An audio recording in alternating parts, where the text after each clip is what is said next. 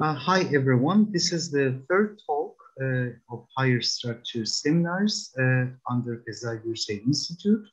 Today, our speaker is Professor Urs Schreiber, who is affiliated with NYUAD at Abu Dhabi and Czech Academy of Science at Prague. He completed his PhD at University of Duisburg-Essen in 2005, working under Robert Graham, with the dissertation titled From Loop Space Mechanics to Non-Abelian Strings. And today he is here to give us a talk about higher and equivariant bundles. Let's welcome him. Thank you very much for the invitation, for giving me the opportunity to speak in your nice seminar. Right, so I'm going to speak about higher bundles and their equivariant version. And what I'm going to do is I give a gentle exposition of just one basic concept that underlies a series of articles we have written on this topic. I'm not planning to go into deep theorems in these articles, but when I was thinking about what to say, I thought maybe I should take the opportunity and start at the beginning and give an exposition of the basic material that all this rests on. But I do want to give one brief motivational slide, which serves all of the motivation, an overview, a summary, and an outlook, what I'm going to do. So there would be much more to be said about these things, but speaking of higher bundles, I want to make one point in this talk, and I'll try to illustrate this very concretely with a handful of examples, very easy examples that I'm going to show later. Namely, the point is that the interest in higher fiber bundles, and higher principal bundles, and their variants is really due to their role in describing generalized cohomology theories. And by generalized cohomology theories, I mean something slightly more general than what is commonly in algebraic topology called generalized cohomology, where it usually refers to generalizations of ordinary, say, integral cohomology by going to theories that are represented by spectra. So these are abelian theories. What I'm going to talk about here, and I'm going to show this in simple examples, is something that is a bit more general still. So it's concerned with non-abelian cohomology, and this will be the fact that our fiber bundles, those higher bundles, have general fibers, not necessarily fibers that are themselves higher abelian groups, but could be non-abelian groups. The cohomology theory is going to be twisted, and that is actually reflected by the fact that you have bundles in the first place. So that say principal bundles. Then there's differential and equivariant aspects of these cohomology theories, which is where the equivariance of these higher bundles comes in. So the point I will try to illustrate in examples is that a higher bundle is something that has as a fiber the moduli stack or classifying space of a cohomology theory instead of just a set or just a group as for ordinary bundles. And as such, it's something that locally modulates a cohomology theory and it globally has some twists. So that's what motivates us here, what these higher bundles are really good for. But I do not plan at the moment to speak much more about this. I just want to highlight this at the beginning. And instead, I do want to go into the foundations of how to set up these higher bundles in elementary detail. So I want to walk you from scratch through just the definition of equivariant principal bundles with some simple but key examples. And for the time being, so there's some theorems here that one could discuss, but for the time being in this talk, I just want to kind of make the claim that the definition I'm presenting is a good definition in the sense that it's transparent, you know what you're doing, it's elegant, universal, like claiming that everything you ever want to do with it is captured. It's generalizable in various ways, so one can add supergeometry and other directions to it. And maybe most importantly, it's actually practical. One can actually use what I'm going to present here for kind of connecting between abstract theory and concrete detailed computations. All right, so I'm not quite sure what the audience's background is, but I do assume, since this is a higher structure seminar, that you're all familiar with some higher groupoids. But let me just briefly mention the two groupoids that we're going to use, crucially. and introduce some examples. So two groupoids, as you know, so higher bundles exist for any degree up to infinity, which is why these articles that I mentioned at the beginning have all these infinity signs in them. Principal infinity bundles, this infinity sign is for the homotopical degree, whether we're using two groupoids, three groupoids, up to infinity groupoids. But in this talk, for illustrational purposes and to have something concrete to hold on to, I'm going to focus on two groupoids. So two groupoids are, if you wish, the algebra of two-dimensional pasting or compositional operations, as illustrated by this cute little cartoon picture that I'm showing here, which you might think of as being a picture of how pieces of surface in a topological space, two-dimensional images of some two-dimensional space and topological space can be composed along their boundaries. This can be seen as a cartoon picture of what you might call the fundamental two-groupoid of a topological space. But we're actually going to be concerned mostly with even more simple examples. So this example here in its generalization will drive, simple as it is, will drive this theory. So for G, just an ordinary plane group, at the moment without extra geometric structure. So think of just a discrete group, cyclic group or something like this. Then of course we have its delooping groupoid, which in the previous pictures is just the thing that has a single vertex depicted by a bullet here, by a dot, which has one-dimensional edges labeled by the group elements, GI, and which has two cells whenever the edges, the three edges of such a triangle compose to each other. So if one is labeled G1, the other is G2, then their composite is G1 times G2 done in that group. And that will give us such a two cell in our two groupoid, which since it's just sort of the identity of two cell might then just be called a one groupoid, even though it's a special case of a two groupoid. If our group is abelian, in which case I'm going to denote it by A. By the way, can you see the right side of my slide, or is it hidden behind our videos? For me, it's kind of hidden. Maybe I can move this. So, So if the group is abelian, then we can boost up the dimension here and not label the edges of our two groupoids with the group elements, but label the surfaces, the two-dimensional cells. These surfaces can be composed in two directions, vertically and horizontally, and this is only consistent if the group elements commute with each other, which is why we need an abelian group to make sense of this. In this case, we have a two groupoid, which I'm going to denote by B, boldface B, BA. So this B sign is going to appear throughout this talk. The boldface B is supposed to indicate if we're dealing with a stacky or groupoidal version of what the topologists like to write without the boldface as BG and call it the classifying space of a group. So it turns out that one can take geometric realizations of these groupoids, and if you geometrically to make them topological spaces, and if you do that to BG, you get what is usually called the classifying space, BG without the boldface. The boldface is supposed to remind us that we're actually working with something that's a little bit richer than just the classifying space. It knows about the classifying space, but it's a stacky aspect to it. It's also actually a simpler. So that will be a companion to us throughout this talk. Here's a more interesting example, slowly climbing up the ladder of interestingness. If we have a group G which acts on an abelian group by linear maps, so by group automorphisms, then we can form something like the semi-direct product of the previous two examples. We can take the two group BA that we had on the previous slide, which had two cells labeled by group elements in A, and we can take the semi-direct product with the group G regarded as labeling edges, and then we get this mixture of a two groupoid whose edges are labeled by that possibly non-abelian group G, whose two cells are labeled by the abelian group A, where the vertical composition is just a group operation in A, which I write additive.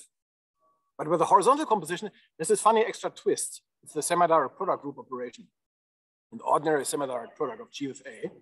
So when you multiply this way, the second summand of A gets acted on by the group element G1 by its given action. So we can check that due to the fact that the action is by group automorphisms, this is actually consistent in that if you have four cells forming a square, it doesn't matter which order you compose them, whether you do it first vertically and then horizontally or the other way around. So this is a consistent two groupoid which I'm going to call it. So one can either think of it as being the delooping of that semi-direct product group, or, and I'm not going to explain this much in this talk, even though it plays a big role, but I'm just going to throw this notation at you. One can also think of this as being the homotopy quotient of the two groupoids, the double delooping of A by the group action. It's actually the same. But take this just as notation if you wish.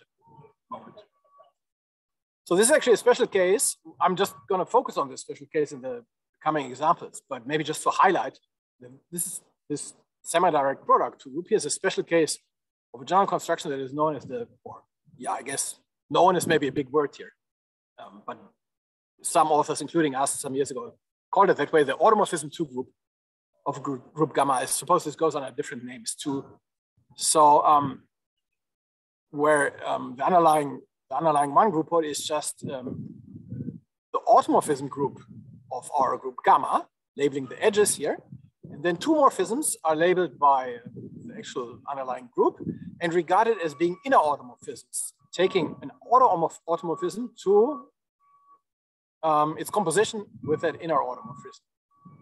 So here I'm replacing for a moment, I'm kind of resolving the dot that appears everywhere by B gamma to highlight that you should think of this as being actually a morphism from B gamma to B gamma, even though I haven't quite explained how that works. But if you, I mean, you've seen groupoids. So this is actually, you can think of this alpha as being a functor from this delooping groupoid to itself.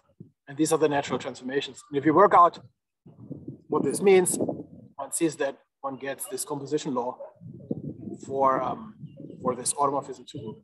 I need to move my videos again here. Okay. So the previous construction is actually a simple kind of semi-abelian version of this more general automorphism 2 group. And you realize that I changed the order of the arrows here. This is something one has to deal with in this business all the time. One has to make a choice, actually, whether all the group actions that appear are from the left actions, from the right, which translates to whether or not the multiplication of the group elements goes with or against the order in which we compose these arrows. This is not something to worry about here, just to mention in case you're wondering how things are labeled. Before long, we're going to have two groups that act. There's a structure group of our bundles that will act from the left in my convention, and there's an equivariance group that will act from the right, but not to worry about, just to highlight this.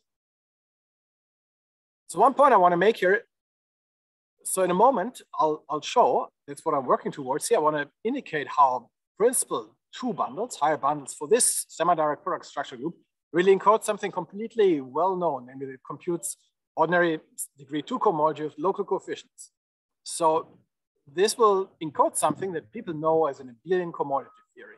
But I do want to highlight that as a 2 group, this thing is actually non-abelian. I mean, as you can see here, the horizontal composition law of that 2 group is just the law in the semi-direct product of groups, which is non-abelian as soon as the acting group G is non-abelian.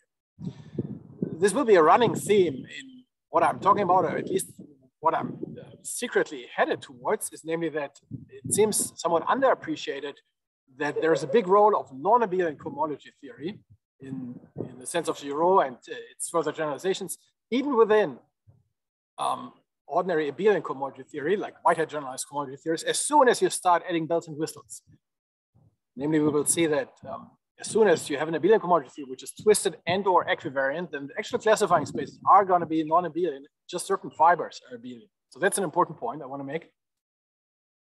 And another point, which maybe is not too important for what I'm going to say is, but maybe just as an illustration, is that these groups, these 2 groups that I've shown so far, sit in fiber sequence, in fact, a homotopy fiber sequence, where on the right we have this BG, whose edges were labeled by G. Then here in the middle, I mean, it's a really simple example, but this is an example of general pattern that is quite important. So in the middle, we have this semi-direct product group with these labels, and on the left, just the doubly delooped A. And before long, we're going to see that, yeah, this is actually an illustration of what I just mentioned. We're going to look at maps into this thing here, which is really a non-abelian object. But if we fiber that over BG and just look at the fibers are actually an abelian object, which will actually, as we'll see, classify non-abelian, sorry, abelian second cohomology. Okay. So I'm just going to say it informally here, but you've seen all this before, I guess. A two-functor, of course, is a mapping between such two group hosts that respects their structure, hence identities and composition. And instead of just writing it on formal definition, which is boring, I'm going to actually highlight a simple, interesting example of two functors, which we can already talk about now. We see there's already something interesting going on. So consider the group, the abelian group of the integers, the simplest thing we can do, but equipped with its Z mod 2 action by automorphisms, by group automorphisms, hence by sign inversion. So that's just the reflection action of Z mod 2 on the integers. And we consider any group, discrete group, equipped with a group homomorphism to Z mod 2, so that it can act via this homomorphism on the integers.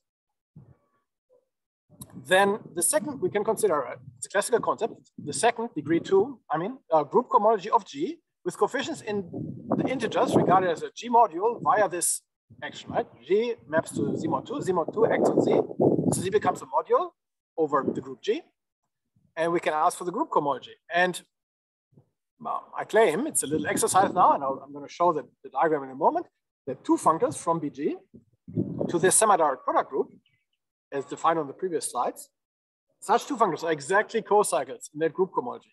So here I spelled out how this works. And this is super elementary, and maybe you've seen this before and then it's really boring, but since it's really important to see the inner workings of all these higher structures, I'm just going to go through this for a second here to illustrate that something important is already happening with these super trivial examples. So on the left, I'm just drawing pictures of BG. Right, BG was just a thing that had a single vertex, of which I'm just drawing these several copies here just to ease visualizing it. The edges are labeled by the group elements.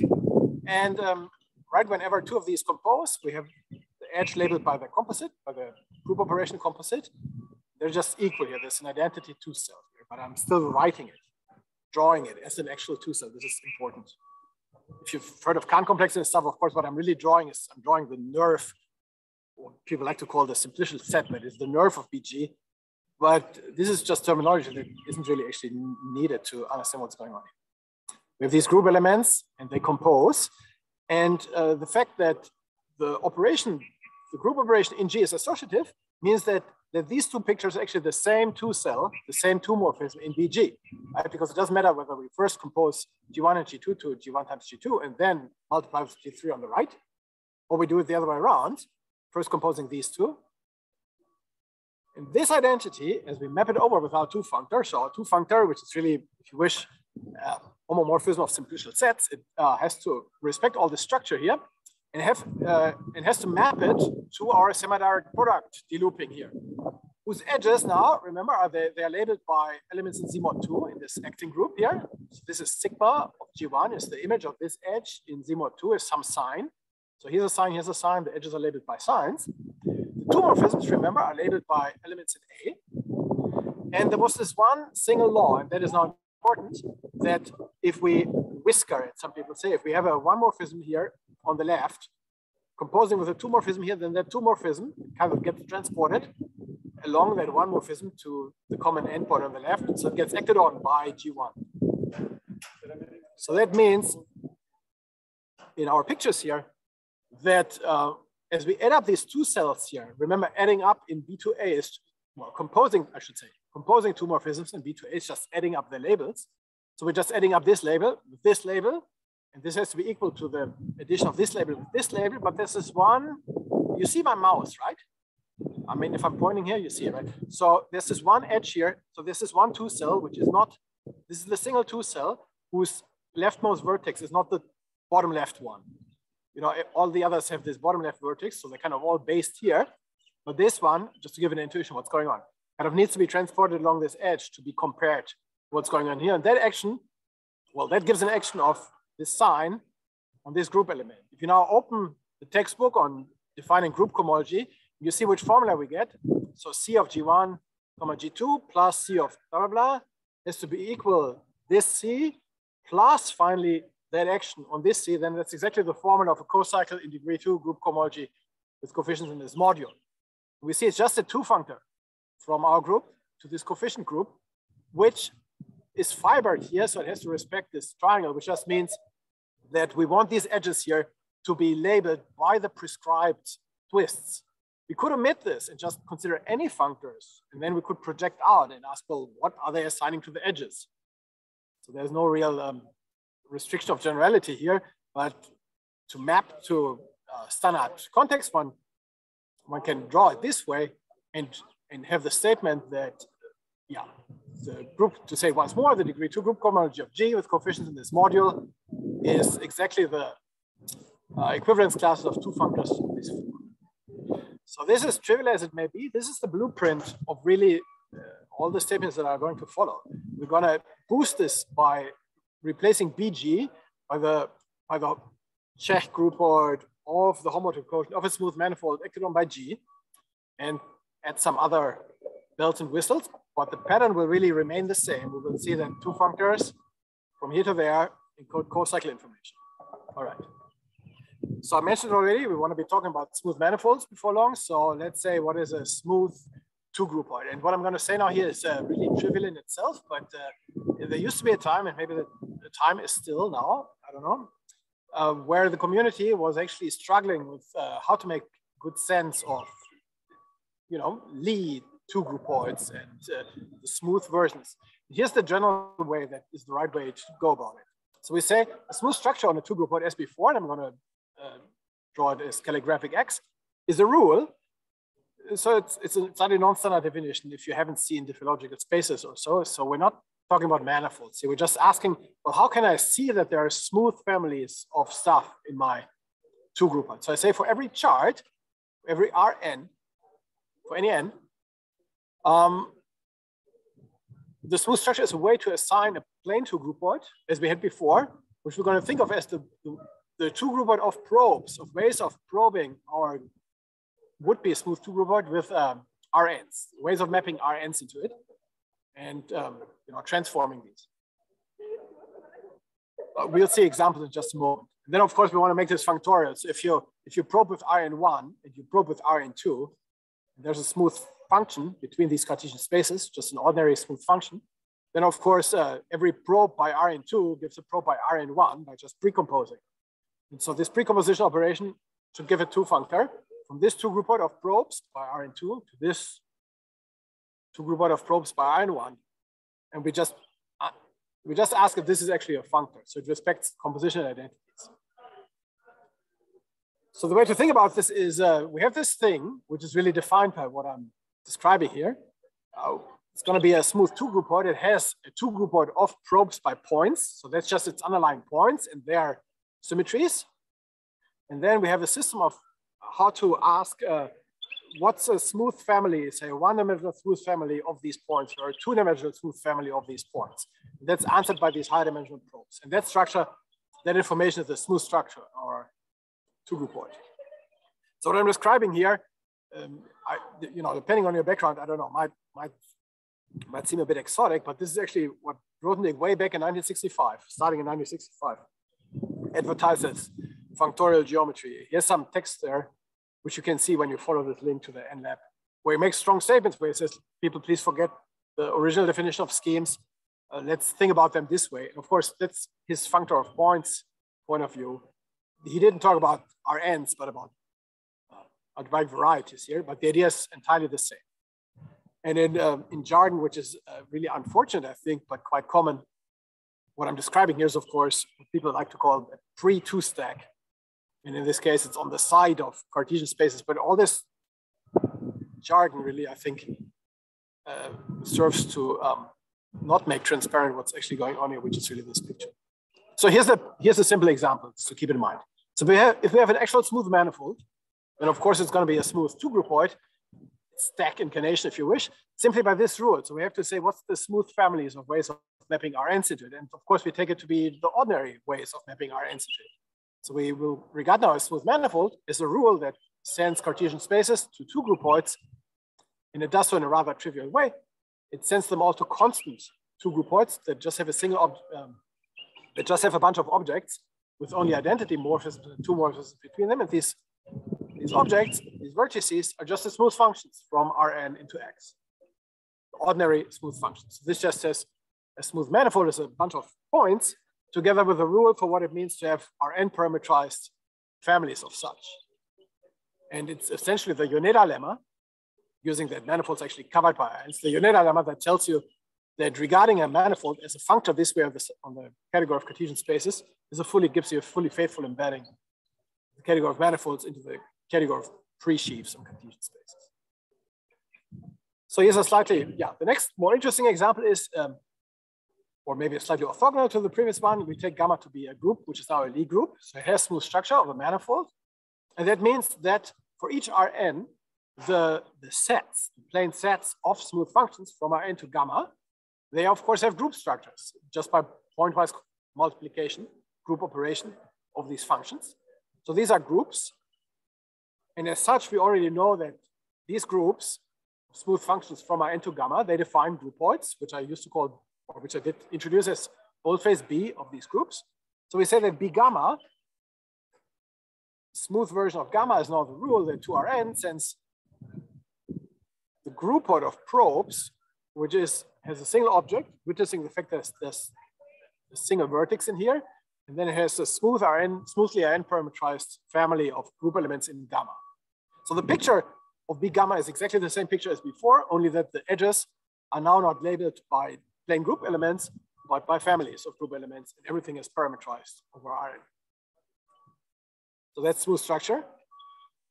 And I don't want to be speaking too much about stacks here, just to bring out the simple mechanism behind all this. But I have this one slide here just pointing out that, of course, behind this is some theory of some stacky theory. So we don't actually need to go through this description here, but just to highlight that what I'm setting up here, these smooth two groupoids are of course going to be models for what you might either call smooth two stacks or smooth homotopy, two types, or whatever words you like. And them being models essentially means that each of them is a stand-in for what we're actually interested in. And we need a rule for whenever we want to do something with these smooth two groupoids, say we want to map one to the other, or we want to compute something like homotopy fibers between them, we just want to make sure that we found a good representative. And there's some rules here. The rules of model category theory, of course, they tell you what is a good representative and how to replace a non-good representative by a good one. And we're just going to see this in concrete examples without fully going through the full rules here. But I'm going to employ the following fact, which is a theorem, if you do introduce some model category theory, but which for our purposes, we can just take to be a definition. Namely, the rule will be that we will want to be asking for like the most general maps between our smooth two groupoids.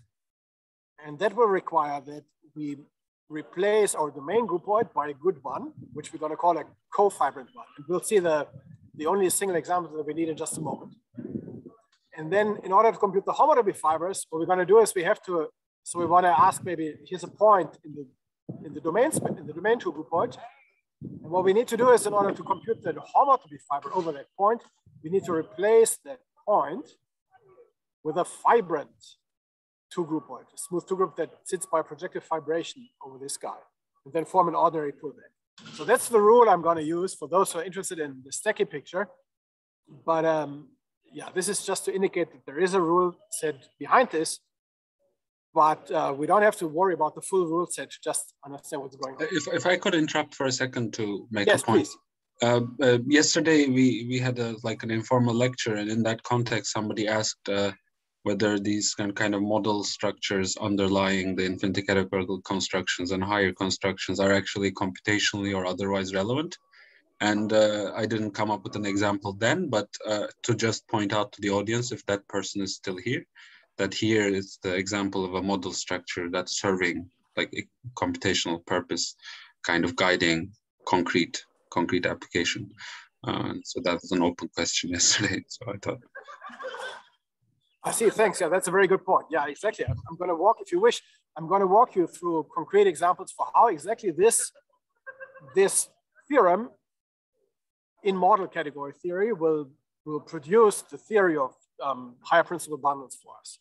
It's really this rule here for how to compute. We will see that this rule that you have to replace a point by a fibrant replacement, this rule is what gives universal principal bundles. We'll see this on the next two slides.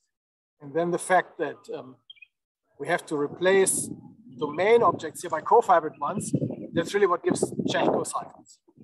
Oh yeah, so this is actually important.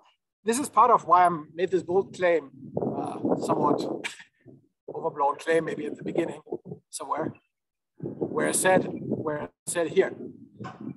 that what I'm presenting here is what I truly believe to be the good definition of going about things.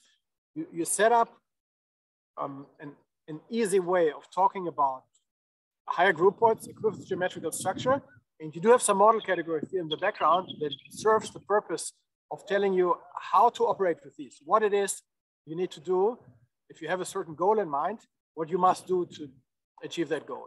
That is really what model category does. And that combination of having that easy functorial geometry picture together with that rule box, that rule set in the background that tells you what exactly you must and must not do, that gives a very, very good theory. Okay, yeah, let's see how this works. So I have this slide here, but this is maybe a distraction. Let me go back to this later and look at this easier example, which more directly connects to those cofibrate replacements that are advertised.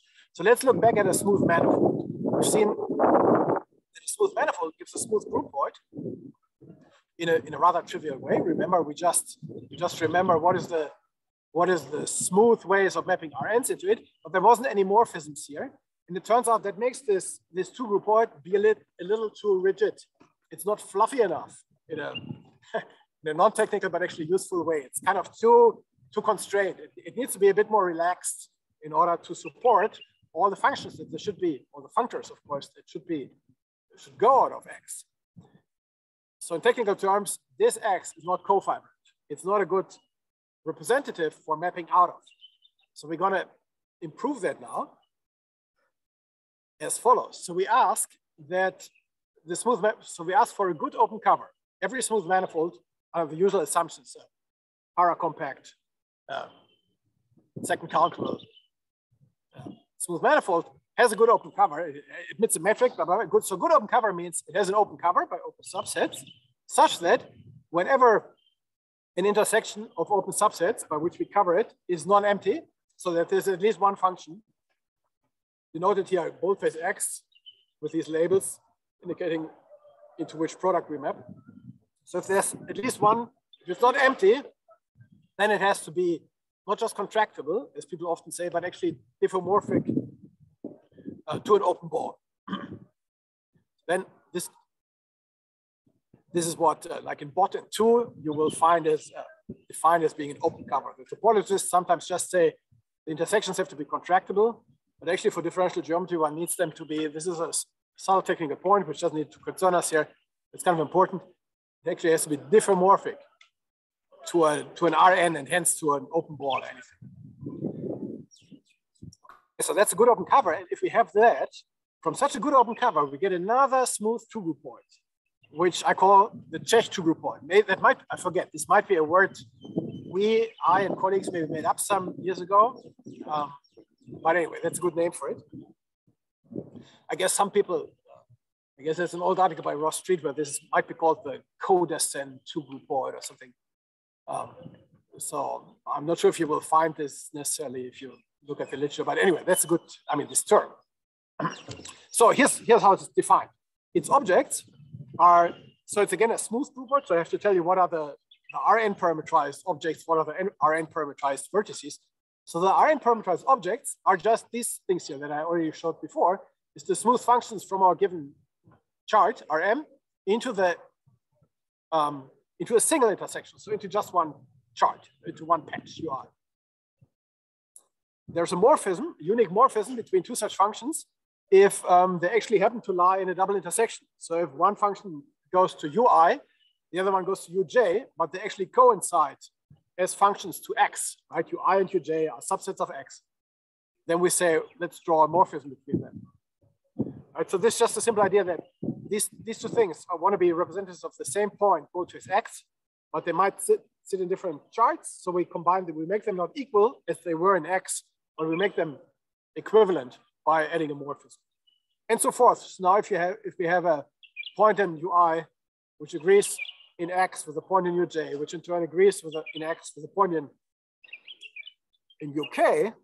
So in other words, if we have a single point in the double intersection, in the triple intersection of UI with UJ with UK, well, then we say that triple intersection is a two-morphism here.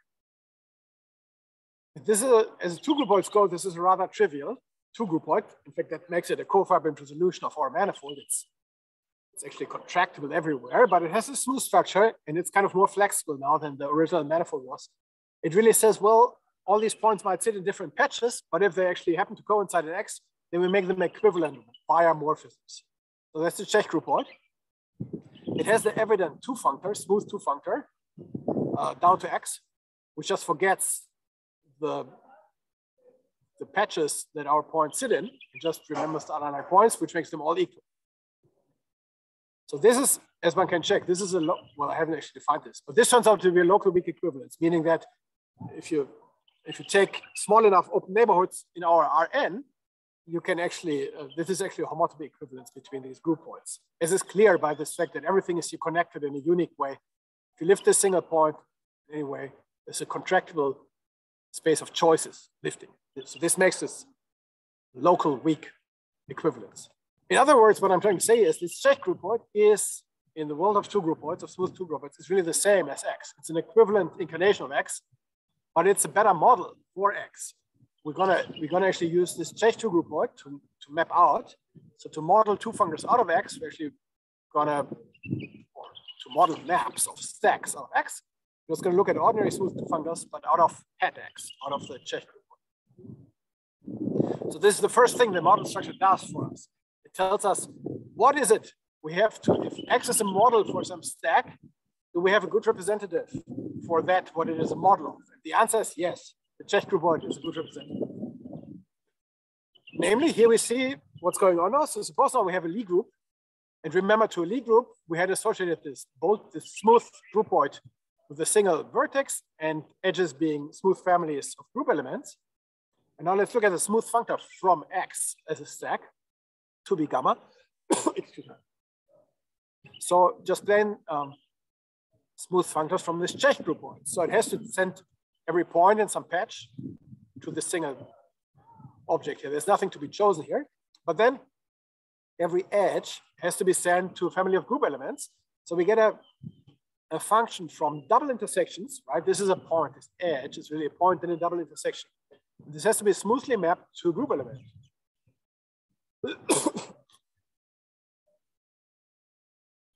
And then whenever we have a two morphism, so whenever these points in the triple intersection actually coincide, then we have to find a two morphism here as its image. But the only two morphisms in B gamma were identities. So it means that the product of this group element has to equal this group element. But this is the, if you've ever seen it, this is the co-cycle rule. It says a Czech co-cycle on a smooth manifold relative to some open cover is a smooth function from double intersections to group elements such that on triple intersections, this law holds. Gamma ij times gamma jk equals gamma ik. So in this way, a smooth functor is the same thing. It's verbatim the same thing from the Czech groupoid to be gamma is a Czech co-cycle.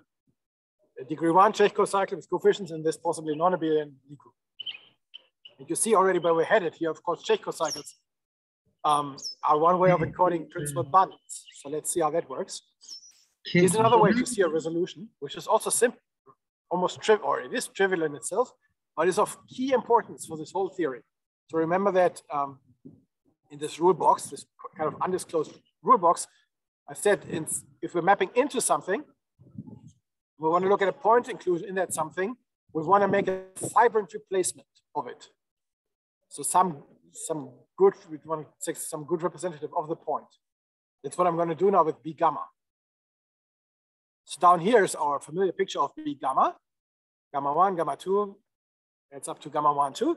And there's evident point inclusion if the point is the two groupoid that is just constant, just single object, single morphism.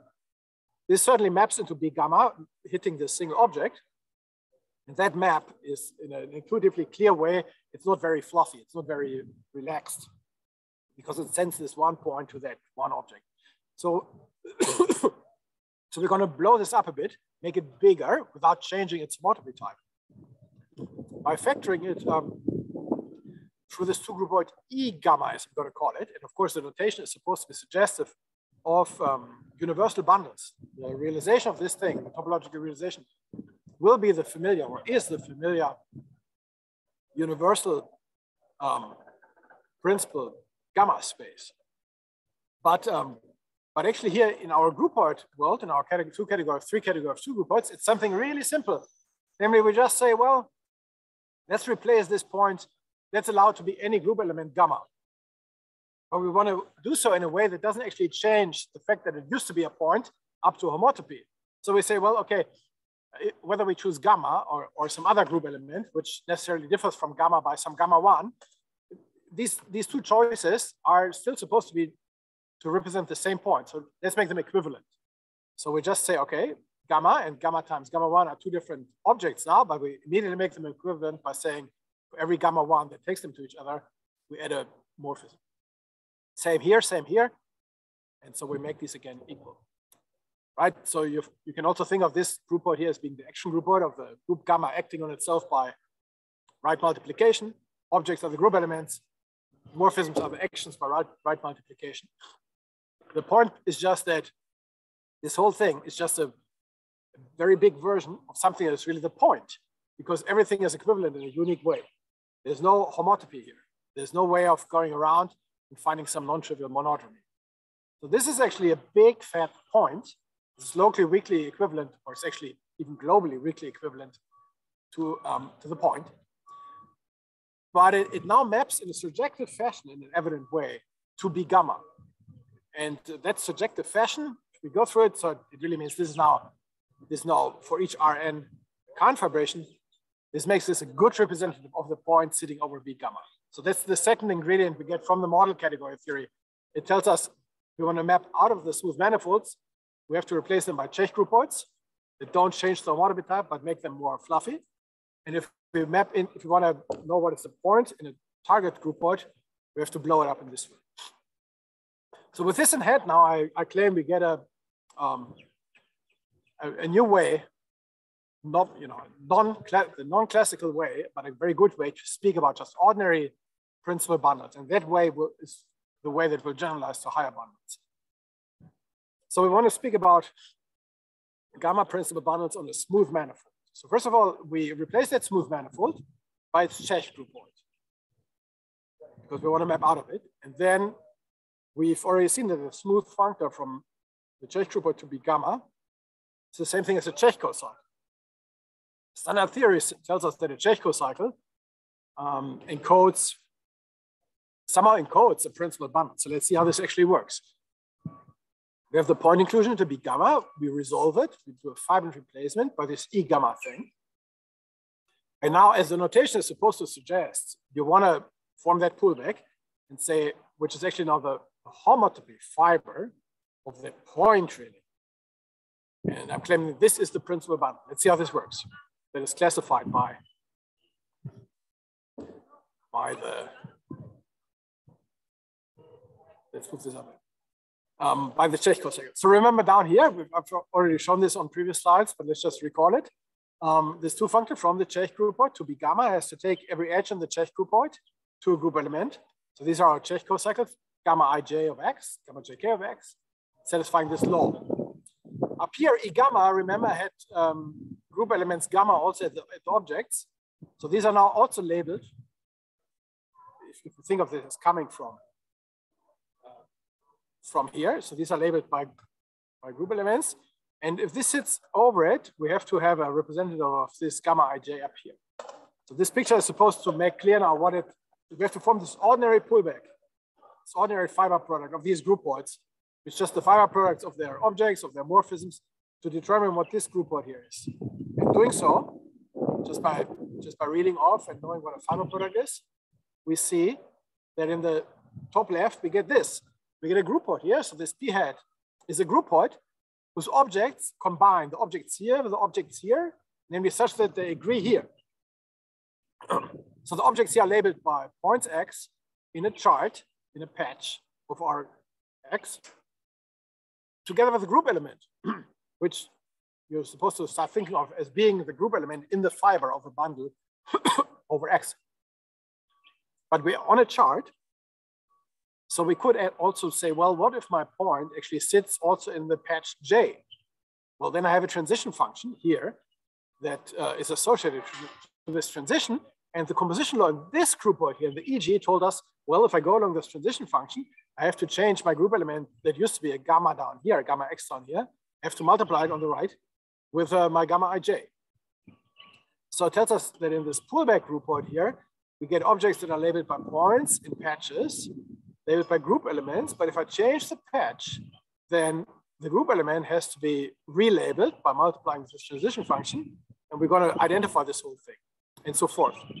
And if you look at this, if you've ever seen in a textbook the construction of how from a Chekhov cycle one reconstructs a principal bundle, it's exactly this equivalence relation which is divided out to form the total space of a bundle. This is indicated by this local weak equivalence here.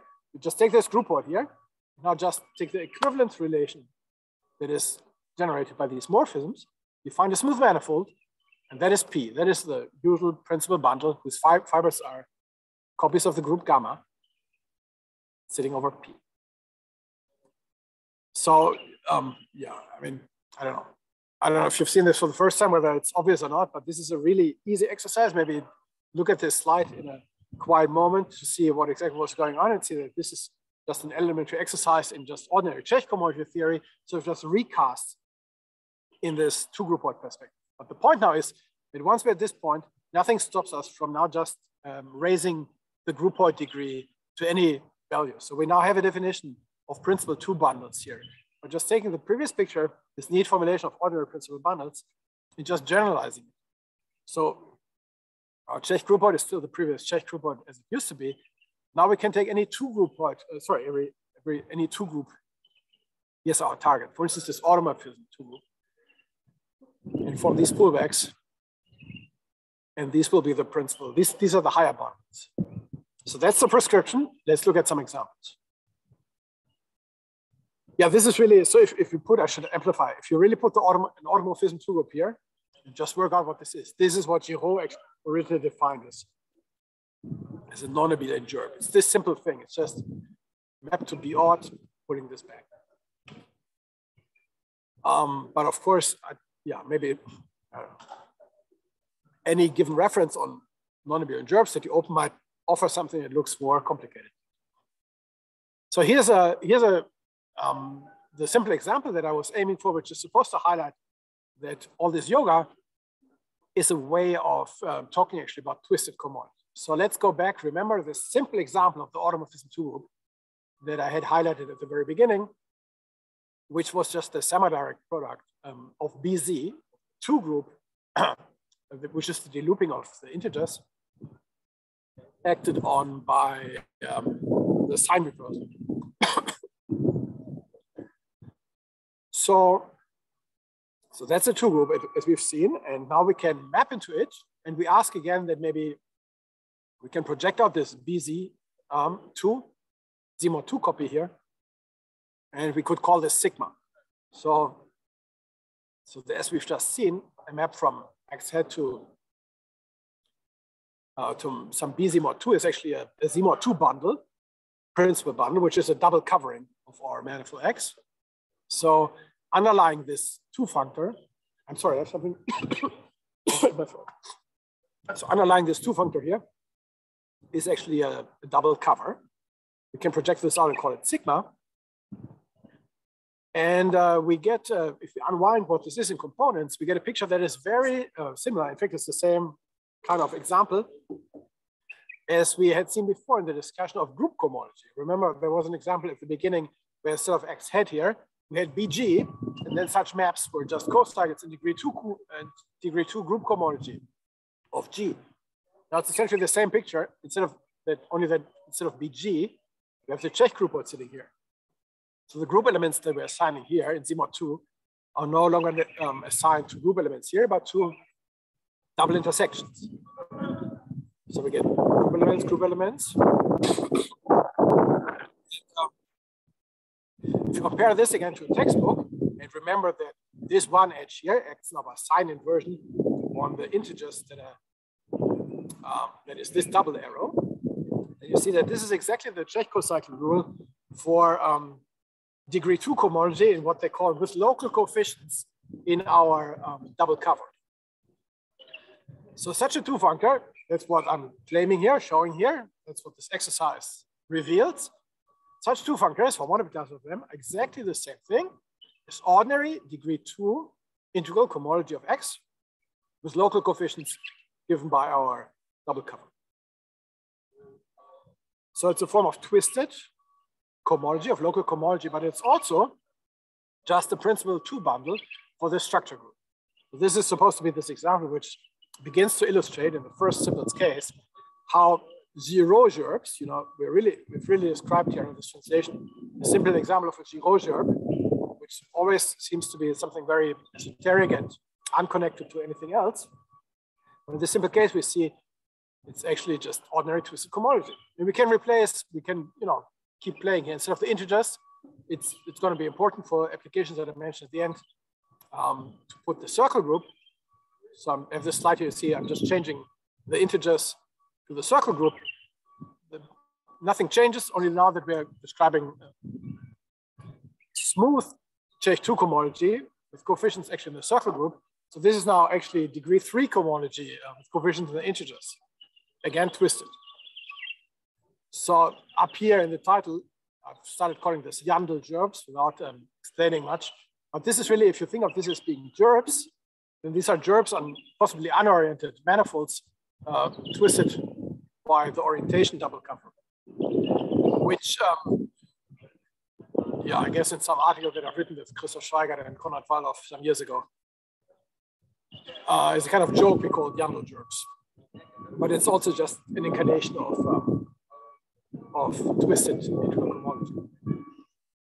So that was the one punchline that I wanted to kind of walk through. So let me just read this out again because it's really important as the beginning of a story.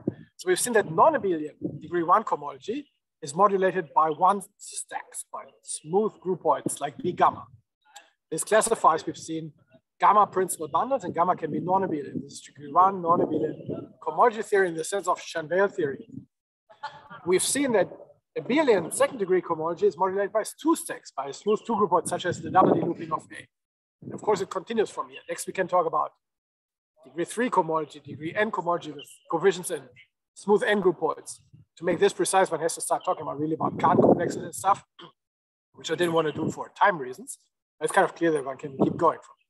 Another point is we've also seen the higher fiber or principal bundles are actually bundles of such moduli stacks.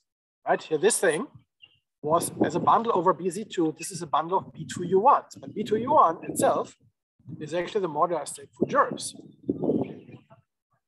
Or in the simpler case here. So these high bundles are actually families of modular stacks that vary over the base, and as such, they modulate cohomology, as these guys did, are now subject to global twists. So that's why this twisting comes in. That's this point I was trying to make. A higher bundle is something whose fibers are no longer sets with smooth structure, or higher stacks with smooth structure. But every higher stack is the modular stack of something. So in this way, higher principal bundles are moduli for some cohomology theory that twists around or some base. Right, and now we haven't even talked about equivariance yet, but the good thing now is there's nothing much to be said in addition because we've already really dealt with it. Namely, I kept emphasizing codomains here that are groupoids and 2 groupoids, whereas our domain was really just a resolution of a manifold, which was this very discrete groupoid. So let's just allow the domain to be a general groupoid itself, and then everything is automatically equivariant, as shown by this example. Suppose now we have a smooth manifold X that is acted on by a group, a smooth, say a finite group to make it simple, or otherwise a properly acting group or something, acts smoothly on our manifold. Then there's the theorem, then there exists an equivariant good open cover, which in particular means there's lots of more properties one can ask for, but in particular it just means that the group actually acts in a compatible way on the disjoint union of all the charts. So we can take them all together, have the group acting here. And now we can form this data, we can turn it into a groupoid, into a two groupoid, which I just made up this term, call it equivariant Czech groupoid. So you see it has the edges as we used to do, that just remember that if a point sits in one patch, but also in another patch, then this is witnessed by this morphism here. But now this point can also have an image under the group action. And that can have an image under the group action. And so there's the action of the group here, reflecting that also these incarnations of points are all equivalent under this group action. So this Czech groupoid, we have all these edges and everything is compatible with each other, meaning that if you transition here from one chart to the other, it's compatible with the group actions that this full three-dimensional structure here makes it a two-dimensional commuting diagram. And down here, I should have maybe started here. Down here, we have just a plain action groupoid of G acting on X. We just have the points of X. We used to have just identities here if we were just in a manifold. Now, as G acts, we can have morphisms that witness this action that say, well, the point X is taken by G1 to its image on the group action. And we've thrown a morphism for this. We have this evident forgetful functor here. And as before, one can check using the rules of model category theory that this makes this equivariant Czech groupoid be a good model for this action groupoid. It's a cofibrant resolution. So we can ask now, so what if we just replaced what used to be our ordinary Czech groupoid here with this equivariant one and map it to any two group that may be acted on by our equivariance group G and look at smooth two functors here. These will now be assignments that take all this data on the left to data on the right. So it labels everything with group elements here and with higher morphisms with these two groups so that everything is compatible. Sorry. And so depending on what you want to do, you can just read off now what your equivariant Czech two co-cycle data is. And that is now the definition actually of equivariant higher two bundles. See, it's rather straightforward. If you forget what this means in details, we're just saying, well, there's some smooth two groupoid here sitting over BG, and it modulates whatever it modulates. And so it's the modular two stack for some notion of equivariant higher bundles. And namely, if you have any smooth manifold acted on by G, just look at the smooth two functors from here to there. And that any one such is the modulating data for such an equivariant bundle. One can play the game I had before. One can form this EG and pull back to see what the actual bundle is like. And of course, you find that it's like an ordinary principal bundle or a higher bundle. Now, with some group action on the fibers, such that everything is compatible. You can just keep unwinding what that means. But that is the definition, the good definition. That's what it means in concrete local data. So this is as concrete as it gets. You see, this translation is really kind of powerful. This is a very abstract picture here. But using our model category theory, which tells us what the good representatives are, we can immediately read off what the good local data is that describes everything. So I guess I'm running out of time, but I'm also close to the end. As an example, I have this super simple, but actually very interesting example to offer here, just to give you a feeling for how things start. Suppose our manifold is actually just a point that is acted on trivially necessarily by some group G. Then if you just look at the previous definition, you see that this equivariant Czech groupoid is just BG again, right? Here, these morphisms all go away. If our manifold is a point, then there's single X. And so we're just left with BG up here.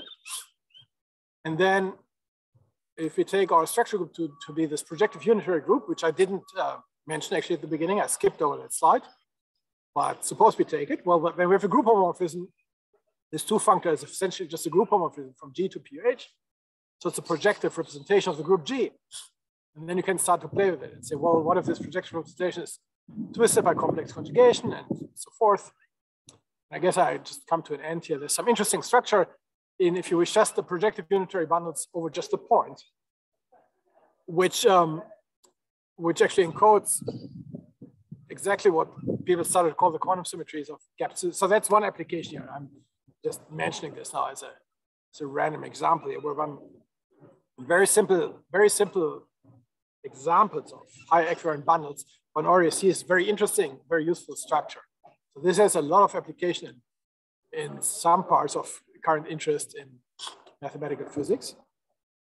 And of course, this leads over, if you've ever seen this before, this leads over to the discussion of, in this case, of twisted equivariant K-theory. I'll close here. I have the last slide that just says that proceeding along these lines, just gave these very simple examples.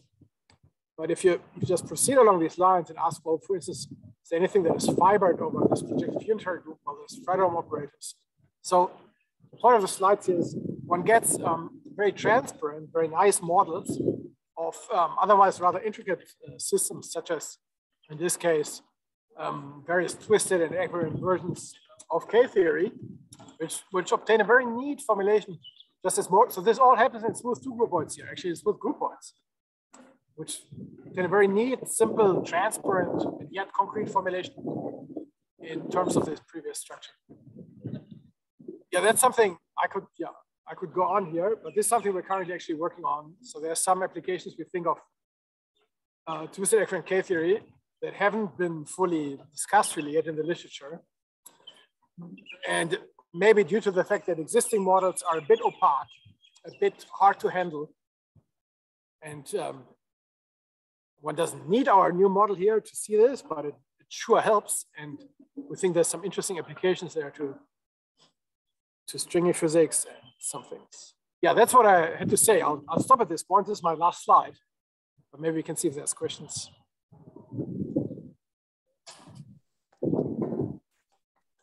Thanks. One immediate question I had, throughout the lecture is, and also reading your new book, I should say, not a preprint, but book, is that, the reason for just adopting this two truncation is not just expository convenience, but it's actually enough. We're working with homotopy 2 group. So we're working at at the two truncated level throughout. And this is a kind of significant, not purely notational change from your earlier work. And in fact, one adopts the kind of higher bundle definition here is it's a kind of, it seems to be an application of how you adopt the theorem as a definition. Is that a correct impression? Yes, yeah, that's a good point. Maybe I can, that's a very good point. Maybe I can briefly comment on this. That's right. So in that book we wrote, which carries the title Equivariant Principal Infinity Bundles, there is a general notion set up of untruncated higher equivariant bundles. But then we were interested in the classification result we proved happens to be a theorem just about ordinary truncated, if you wish, equivariant bundles, where the point was that by regarding them in this more general context, using some tools that become available in the more general context, we can prove something at least more transparently as was possible without. But through the bundles themselves at the end, just as in this example that is shown on the slide here, actually ordinary non-higher principal bundles. One point though is that due to the equivariance they enjoy, the equivariance is encoded in the higher structure, if you wish, right? That's one way to understand why it's good to go to this higher context. The punchline here is that if anything is equivariant, then it's actually secretly already something groupoidal, even though you might not have thought about it that way. So even if we just want to describe ordinary equivariant Fredholm bundles, say, it's useful to do so in the context of smooth groupoids. Yes. Yes. Which is not to say, though, I should add that one wants to stop here. So this just happens to be, since the equivariant theory turns out to be just very rich, it just happens that there's already a lot to be discussed just about ordinary equivariant. But of course, one wants to keep going from here and next discuss also more classification theorems of equivariant higher bundles. But we haven't done that. But there's nothing here to stop us. It's not like the theory wants you to truncate. It's just that's where you want to start understanding examples. Okay. In fact, that's maybe this slide that I skipped over was kind of concerned with. It illustrates, this example here was to illustrate that if we're interested, let's see, is it this example or?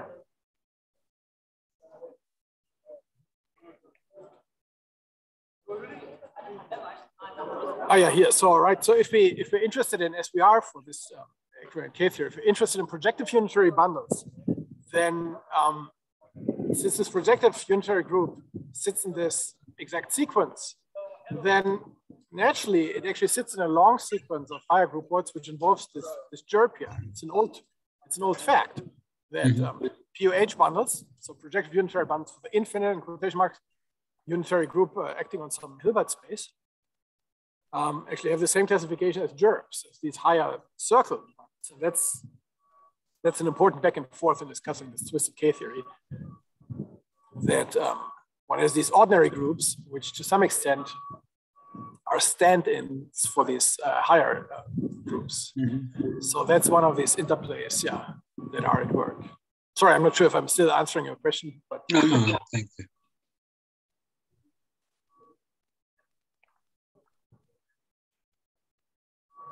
Maybe, may I ask a question? Is it plausible to generalize this to super geometry by changing the Cartesian spaces to super Cartesian spaces, maybe that Fermat theory? Yeah, it's possible. What did you say, to change it to what exactly? I mean, Cartesian, that there is the Fermat theory of Cartesian spaces that you use to define smooth groupoids, right? Yes. And also there is super Cartesian theories. That super. Did you say super? I'm just trying to. Yeah, super. Yeah. Yes. Super. Yes. Oh, absolutely. Yeah, absolutely. That's what I meant. That's exactly what we want to do. Oh. I mean, that's what I meant when I had this advertisement. Yeah, I said it's generalizable. Ah, okay. In fact, I guess that's if you go to the webpage here of the talk, that's what I used to give talks about how to do exactly that, to go to the super space. So this is other talk I gave some years ago, Introduction to Higher Supergeometry, which is a very similar talk, which does exactly that. It replaces the Cartesian spaces by super Cartesian spaces, and then discusses. So here's pictures of two groupoids, and then discusses how we get notions of supergeometric higher stacks and groupoids, and how that can be made, how can be put to use in various contexts. Yeah, absolutely. That's what one can do. One can also use, which is maybe at least as interesting, one can also use, for instance, complex analytic spaces, Stein domains, and have a theory of holomorphic higher bundles and stuff. That's actually important for this application to equivariant K theory that I indicated. Okay. There's something about holomorphic twisted equivariant K theory which we feel has been missed, where the twisted equivariant K theory actually knows something about 2D conformal field theory by hypergeometric constructions. Yeah, that's exactly what one wants to do. One wants to generalize, replace the side by other sides. And much of the theory will just go through for any side. And then part of the theory will depend on the side being what I call cohesive. So this, for super Cartesian space and for holomorphic domains, and even for super holomorphic domains, actually the side is cohesive. And so even these theorems that we proved will still go through. If one takes yet more exotic sides like arithmetic or algebraic geometric sides, then cohesiveness will start to disappear, and some things will become, how should I say, more interesting, but also less well-behaved. But anyway, yeah, all this can be done. Is it 2018 talk in that page? You mean the related one? You mean this year? Yeah, no, I mean the one about super geometry generalization you mentioned. Yeah, this was a talk I gave in 2018. Yeah, at this, Okay. at this meeting in Durham. I mean, if you're interested in this, there's also, I have very detailed lecture notes here in this series, Geometry of Physics. So categories and toposes goes through all the, it's actually higher categories and higher toposes. It goes through the details of these group points that I described. And then there's a lecture here on supergeometry, which describes how everything works with Cartesian spaces replaced by super Cartesian spaces.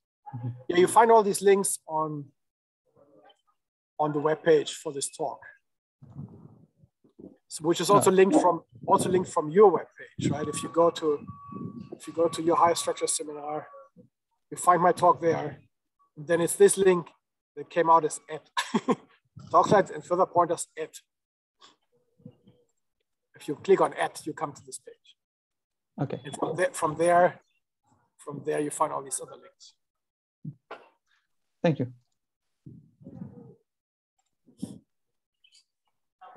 Sort of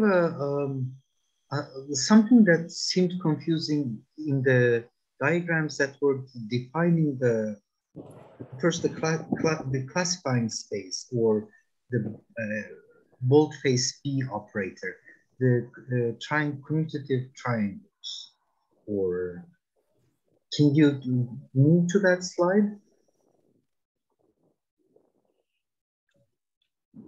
Let's see. Was it? Or maybe just about the check condition. The transition map goes from the takes the ith chart into the jth chart through the intersection of the ith and jth chart. But then that means that first we restrict the domain of. I mean, if we're taking the example of function spaces. First, we restrict it to a smaller domain and then embed that domain into a larger one. But then that means that we're taking some extension of a function, and whether the extension of the function may not be extended uniquely to a larger set. Does the non-uniqueness, is that something akin to what you mean by fluffiness? And then those, what should we make of those commutative triangles in that case? Right. Or so if I am I misreading something? If I understand your question well, so the answer is there's no such issue. But the point is, of course, I haven't given the formal definition of what these functors are, but we can easily understand it. The point is that this map here is three different maps. It's a map from the space of vertices to the space of vertices, from the space of morphisms to the space of morphisms, and from the space of two morphisms to the space of two morphisms. All these assignments are smooth. So the space of vertices here is the disjoint union of all the UIs. And the space of vertices here is just a single. So at the level of vertices, there's just a single map that takes everything to the point. Now the thing is, and I think this answers, if I understood you well, answers your question, is next, there is a function from the space of morphisms to the space of morphisms, but the space of morphisms here is already the double intersection. So there's not a function on single intersections that is being extended or restricted. There is now just a single function on the space of double intersections to the space of morphisms, which is gamma. So there's just a smooth function from double intersections to gamma. That's exactly the definition of a Chekhov cycle. It's a smooth function from the disjoint union of all double intersections to gamma. Gamma here is? Gamma is the group, the Lie group, the coefficient group, yeah. Oh, okay. So if we would write this out, maybe I should have written this. This function is in degree 1. This two functor in degree 1 is a function from disjoint union over I and j of ui cap uj goes to gamma. This disjoint union of all double intersections is mapped to gamma smoothly, and that is really these functions, gamma ij max. They depend on point in double intersections.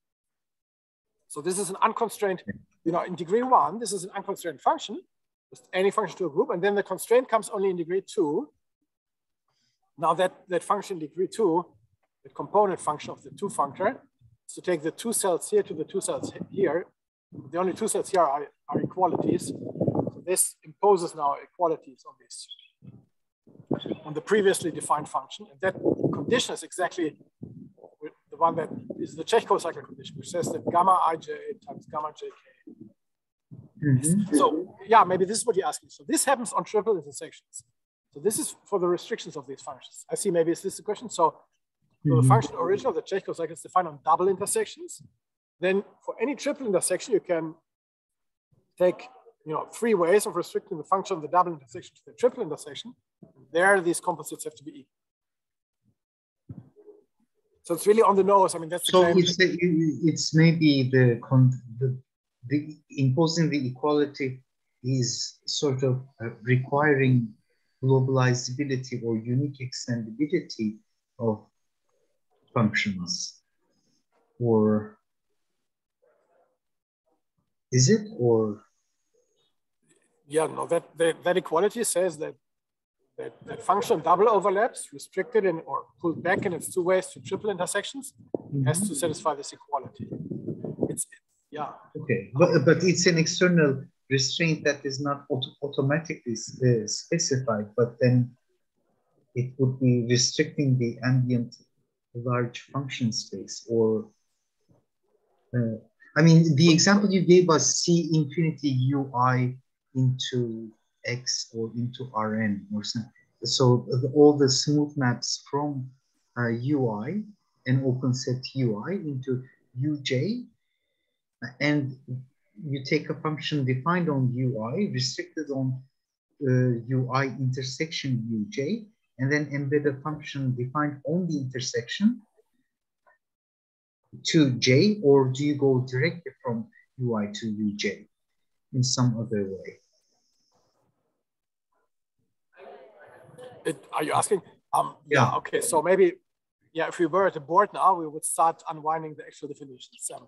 I haven't stated the actual definitions. Maybe that's your question. So what this thing really is, if you go to full definitions, this is a simplicial pre-sheaf on Cartesian spaces, which each Cartesian space assigns a simplicial set, which I was trying to indicate here, as such as is this, and this 2 functor is a homomorphism of simplicial pre-sheaves. If you unwind this, the claim is that the data in that map from here to there is exactly equal to the data of a Chekhov cycle. And I think you're asking how to see this, and yeah, just checking the definition probably. So never mind. Yeah, that's maybe a good. If you're interested, that's a good exercise to work on. So I haven't put it on the slide here, hoping it would be transparent this way. But yeah, I think the picture makes it really clear. Actually, that's exactly what's going on. But yeah, you should sit down maybe and. No, it's not the unclarity of the picture or asking for an argument. I was just thinking if I accept that diagram and interpret it directly with the example you gave, then I should be able to map each function defined on UI to uj. That's what that arrow is, right? You're asking here on the left?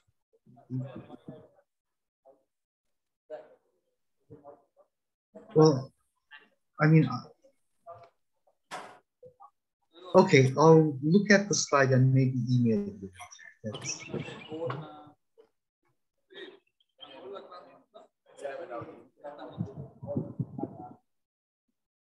Okay. Any other questions? Maybe I would have one question in the way of generalization program. My question is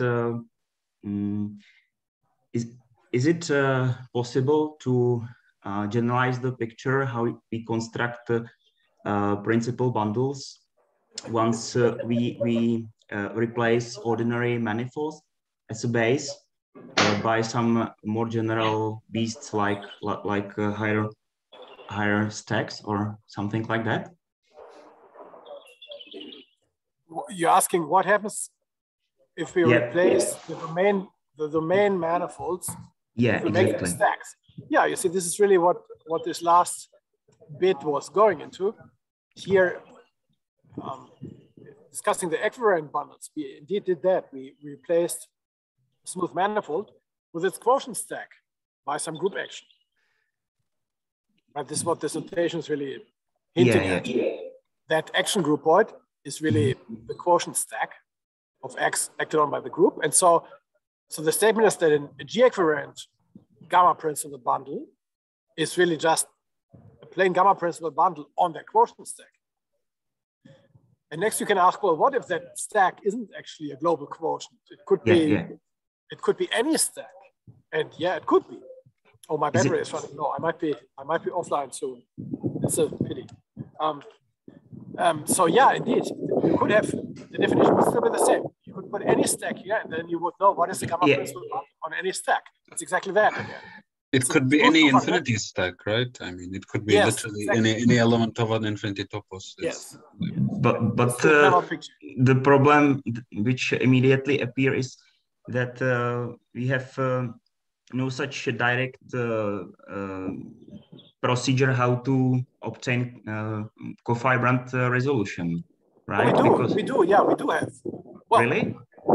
Yeah, I mean, there's general formulas for cofibrant resolutions. So Dagger, for instance, in the context of proving that this condition is sufficient, which I mentioned here, he also proves how to universally solve it. It's just that always in model category theory, these universal formulas that always apply, they're usually unwieldy. So there is a formula that gives you a cofibrant resolution of anything. Anything, okay. So give you the reference. Yeah, so Dagger... Effectively what you do the universal thing. You just take the simplicial presheaf that consists of all possible ways of mapping RNs into your given stack, just remembering them all. So it gives a huge simplicial set, but it's cofibrant.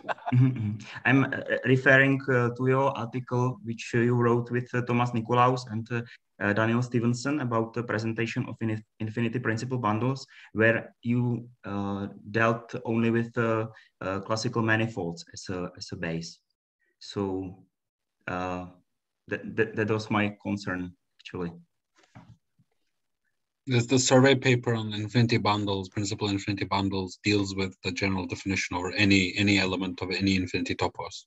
Yeah, that's true. But once you delve into some computational questions, you need to say what's the cofibrant resolutions and stuff like that. So I thought before it's doable in this way. I mean, in Czech cofibrant resolution, only when you have a classical meaning one manifold as a base in this puzzle. But yeah, the reference on Dagger space article would be very useful for me. Yeah, I'm back, by the way. Can you hear me? My computer battery went offline on my phone. Yeah, so this is a really good question. I indicated actually one first example of this generalization that you're hinting at. And you should already ask what is the cofibrant replacement of the global quotient stacks there. And then you need the theory of equivariant couples, of every equivariant good couples. Right? So this is the first step in this direction. You ask what is the tractable cofibrant replacement of a global quotient stack? And the answer is, well, you can take a good open cover that is actually compatible with the group action and then form this, what I call the equivariant groupoid. Right, this is the first step in this direction of finding more general cofibrant resolutions. And now if you have some 17 stack that you would like to compute an equivariant 18 bundle on, you may have to apply some ingenuity to see if you can find a good covariant replacement. Yeah, there's general formulas, but there might not be a good formula. It depends. Yeah. Does it have something in common with the Czech resolution technique? Like we are finding some good open cover and of anything, and then do the same job? You mean standard Czech resolution techniques, like from? Yeah. If it's similar to what you are referring to. Yeah, so in some sense, I'm not sure if I understand the question, but in some sense, it's the model category theory explains what Czech cohomology really is and why, for instance, people go on about saying, oh, Czech cohomology only sometimes coincides with the correct chief cohomology, and and we can see it clearly here. We don't just need any Czech cover; we need a good one. It's the goodness of the cover that makes the corresponding Czech nerve be a cofibrant object. Yeah. Okay. And good Czech covers only exist under suitable conditions. So the standard conditions for Czech covering theory all turn out to be secretly ways of getting cofibrant resolutions without saying so. Yeah, that's a good point. Yeah, thank you.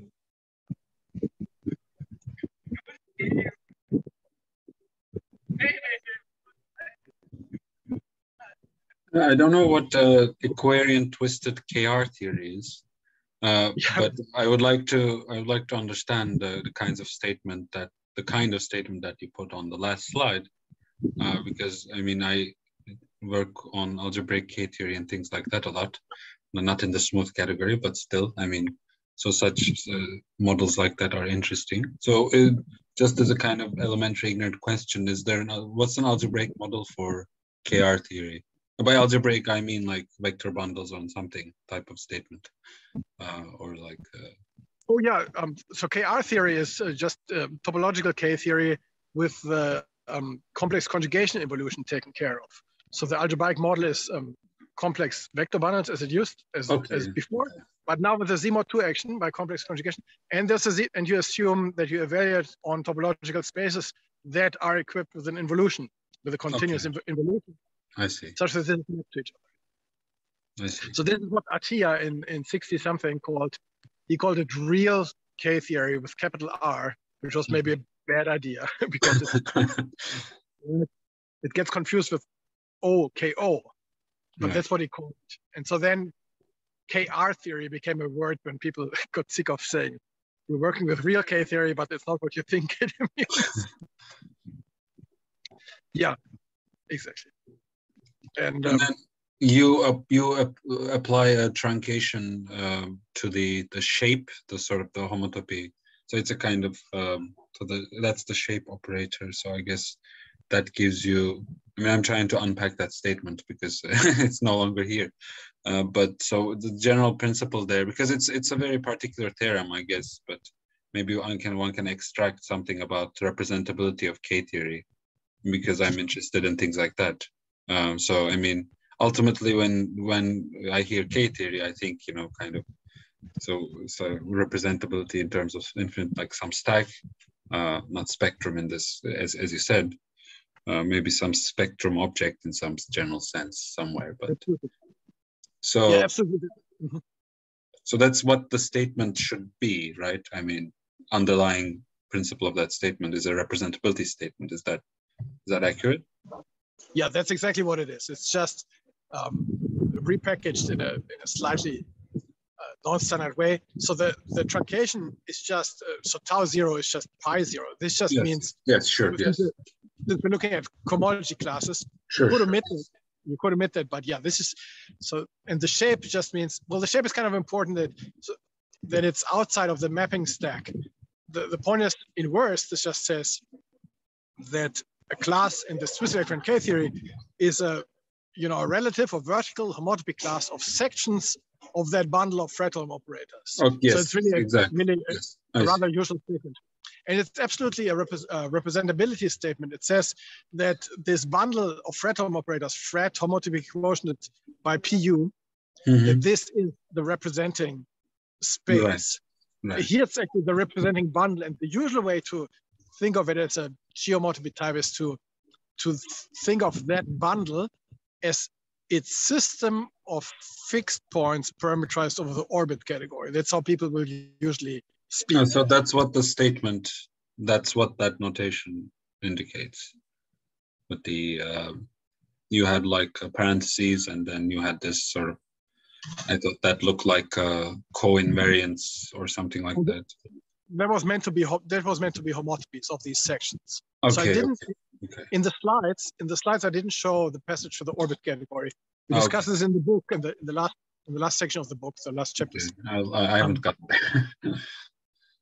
But yeah, this is actually a super important point, which I think is not maybe appreciated enough, even though this is well known in the sense that there's a handful of articles who say this and prove this.